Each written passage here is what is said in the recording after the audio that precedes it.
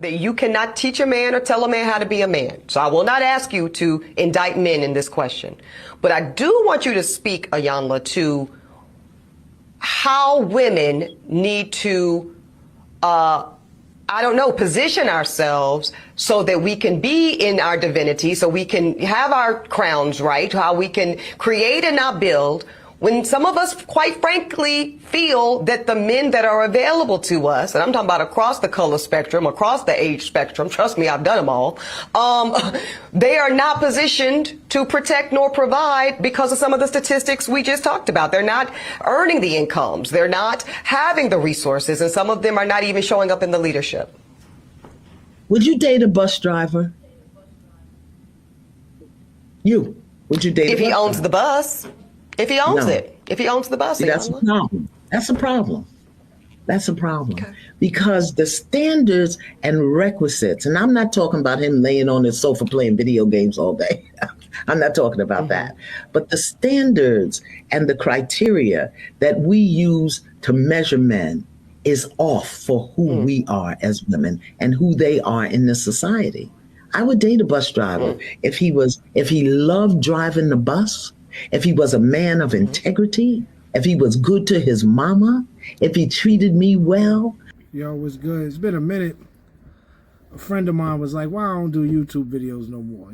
He said, because I don't have the time. So I said, hey, you know what? I'll make one quick fast. But anyway, first thing I want to say is, I don't care who she dates. You know, like, I really don't care. First of all, I understand what she's saying. I get what she's saying. She don't want to date. This is many women. This ain't just her.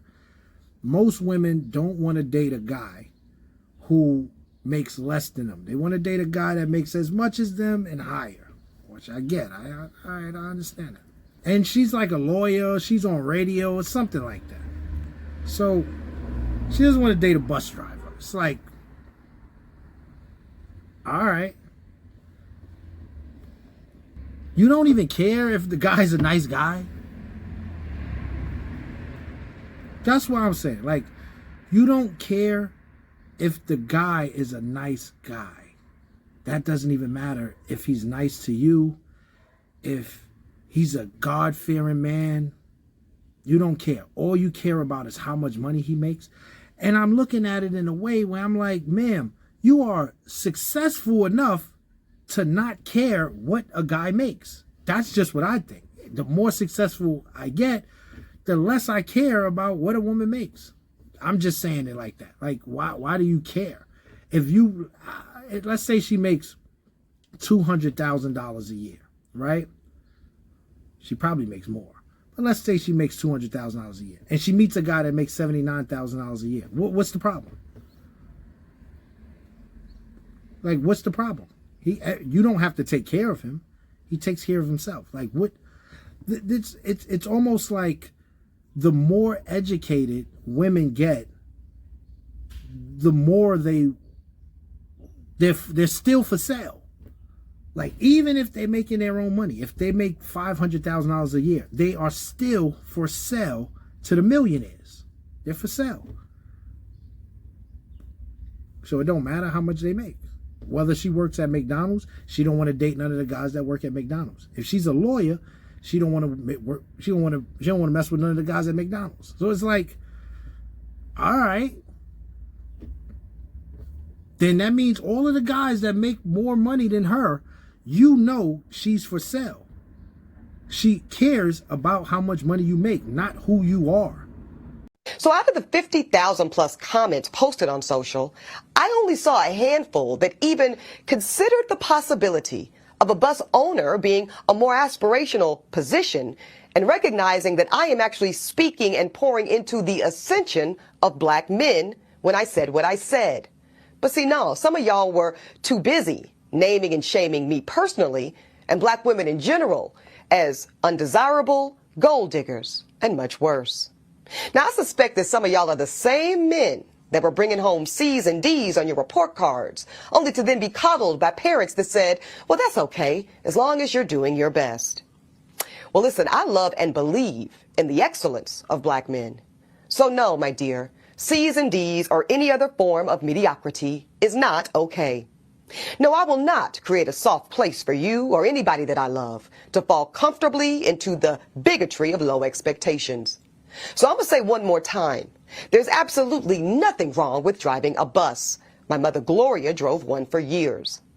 But could it be that Black America has been sold a narrative of average, regular, and typical being good enough for us? Well, see, that's called white supremacy. And in this case, it takes the form of conditioning Black Americans to happily accept being a permanent American underclass.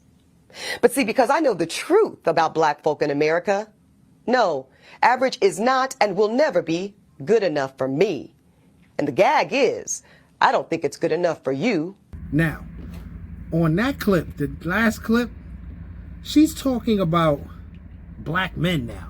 I have no idea. I thought it was about bus drivers. I didn't think, she said she dated them all. She dated all races of men. So now I'm wondering, how did it get strictly on Black men? And what does white supremacy and all of that have to do with it? If you don't want to date Black bus drivers, cool. She doesn't date Black men anyway. She's been letting those white guys bang her out, and none of them married her. None of them married her. None of them got her pregnant. She like 40 years old now. Now you want to beef with Black guys? Like, what the fuck we got to do with that? We ain't bothering you. We good. We chilling. We with whoever we with. I don't see how it turned into I wouldn't date bus drivers. I would only date the owners, to Black bus drivers. Huh? I don't know. You're also dating again, and I heard your dentist Yes. set you up. I was triggered for a second, Sarah. I am dating my dentist, who's so sweet, Dr. Horry here in Manhattan, said, I know a really great guy for you. I really want you to meet him. I'm like, doctor, I'm kind of busy creating embryos and writing a book, but okay. She did introduce me. I think I might have been ghosted. Oh, no. I know. Welcome to the club. I've been there.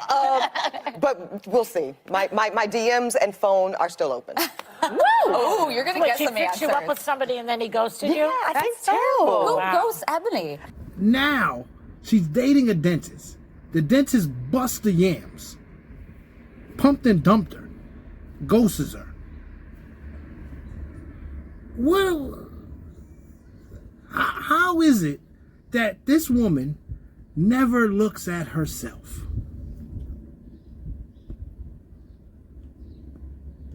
She said she dated them all. She said she dated them all, meaning she dated all races of men. So now at your age, after wow other dudes bust the yams and all that, you dated a dentist who you feel is on your level and higher, and you mean to tell me he bust the yams and then didn't hit you back, stop calling you like, yo, fuck off?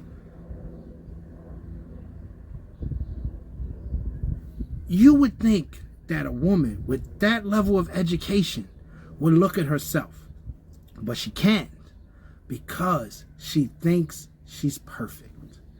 That's the problem. She doesn't think she's wrong in anything she does.